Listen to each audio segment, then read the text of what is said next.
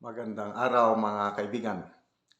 Pag-usapan natin ngayon ang isang bagay na labis na natataranta, natatakot, naprapraning ang administrasyon ni PBBM. So ano itong bagay na ito na kinakatakutan nila? Wala pong iba kundi ang mga maisog prayer rallies o peace rallies na isinasagawa ng kampo ni former President Duterte. Ang sentro ng kontrobersiya ngayon, yung plano na magsagawa ng peace rally sa Bulacan. Okay, so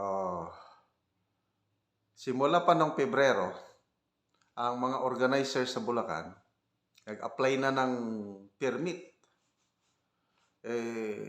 Hindi sila binigyan ng permit, both provincial LGU and yung Malolos City LGU.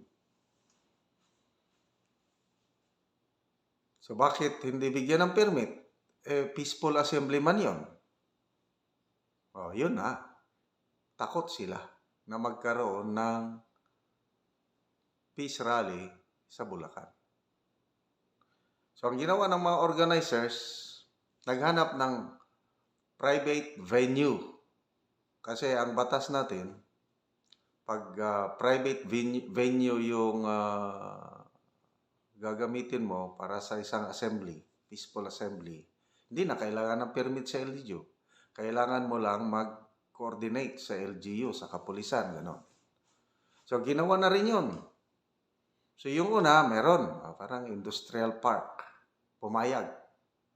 Of course, may renta yun. May income ang industrial park sa private property. Pumayag na, ayos na, ba't kalaunan? Binawi dahil allegedly, tinakot daw yung may-ari. So nagkaroon ng board resolution kasi takot na yung kumpanya, baka pag-initan sila ng administration. Kaya binawi yung kasunduan. So ang mga organizers sa Bulacan, ang peace rally, naghanap ng panibagong venue at meron na namang pumayag. But then, bago lang, natakot na naman yung may-ari at nag-inform yung may-ari, pamangkin ata, doon sa organizer na may mga nakabonet daw na mga lalaki at tinatakot na matulad kayo sa gobernador ng Davao del Norte at iba pang basta tinakot. Natakot na naman yung natakot na naman yung may-ari ng private property na yun at binawi yung kasunduan. So, ang pinaka-latest na update ngayon is meron na daw venue. At hindi na lang muna sinasabi para hindi na mapuntahan at takutin. So, anong ibig sabihin nito? Ay talagang naprapraning sila, natatakot. Talaga, silent martial law. Sulat po sa ating constitution yung right to assemble. Peaceful assemblies dapat pinapayagan yan. Kasi nakailang peace rally na, madami na. May kaguluhan bang nangyari? Wala man. Ano lang? Yung salita lang. That's another right, yung freedom of speech, freedom of expression.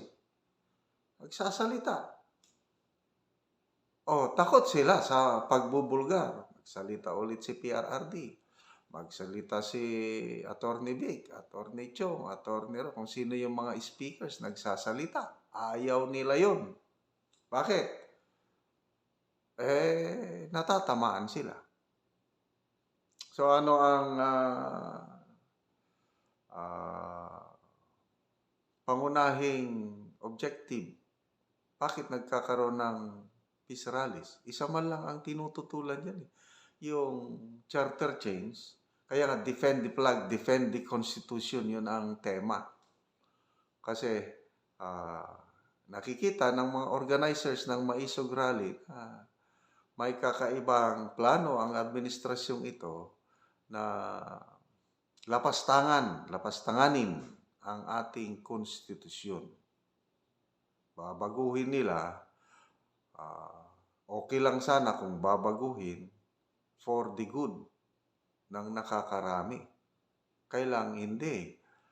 Palaging sinasabi ni PRRD, ang gusto nila is para mapalawig ang termino nila, yung mga namumuno ngayon.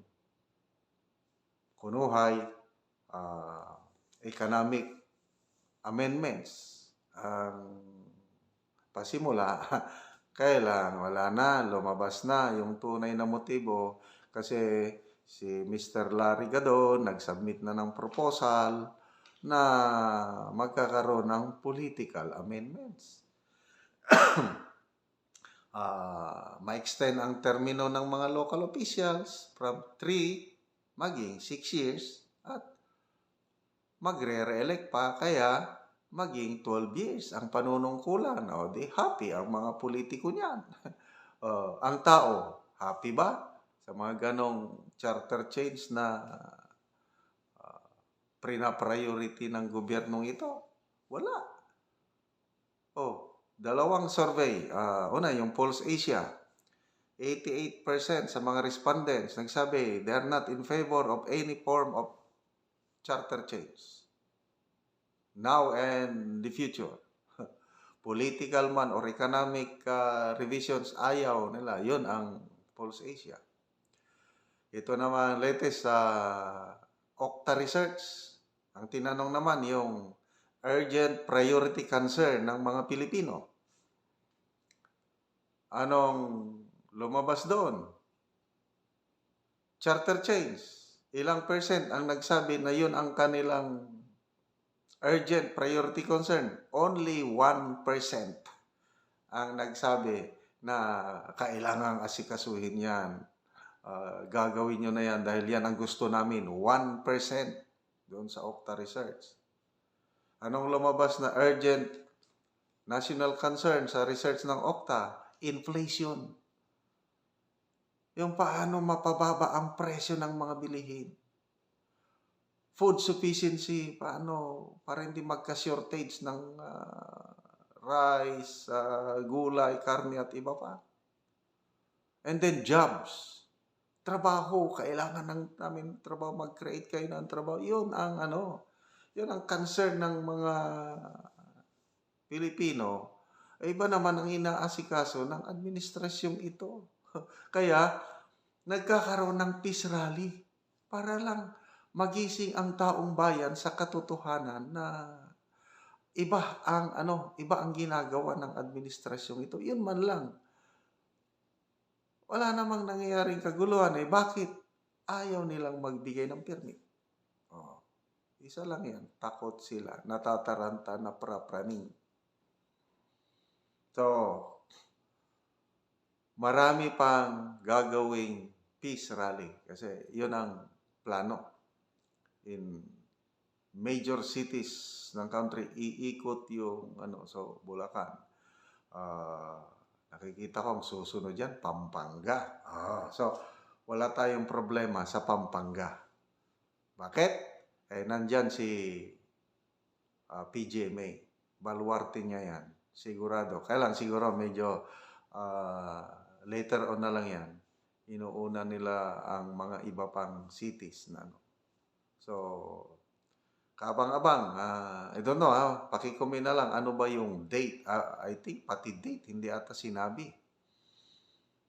Anyway, sino kaya ang mga speakers? Kasi ang palaging nagsasalita. Importante, nandyan si PRRD. Of course, si Attorney Vic. Palagi yan, Attorney Glencio.